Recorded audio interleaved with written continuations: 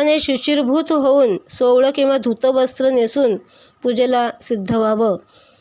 आपल्या कपाळाला गंध लावून घ्यावं. खाली आसन घ्यावं बसायला, त्याशिवाय पूजा करू नये. समई लावावी. शक्यतो पहाटे किंवा सकाळच्या वेळी पूजा करावी. देवाला प्रथम नमस्कार करावा. त्याला आमंत्रित करावं इथे येण्यासाठी, आमच्या घरामध्ये आपण प्रकट व्हावं अशी प्रार्थना करावी आणि मग देवपूजेस प्रारंभ करावा. प्रथम आदल्या दिवशीची फुलं काढून घ्यावीत देवावरची. देव ताम्हणात घ्यावेत. देवघर आजूबाजूची जागा स्वच्छ पुसून घ्यावी. रांगोळी काढावी. समई, शंख, घंटा पुसून ठेवावी. देवाच्या खाली जे आसन घालतो ते झटकून पुन्हा घालावे. साध्या पाण्यानं स्नान घालावं.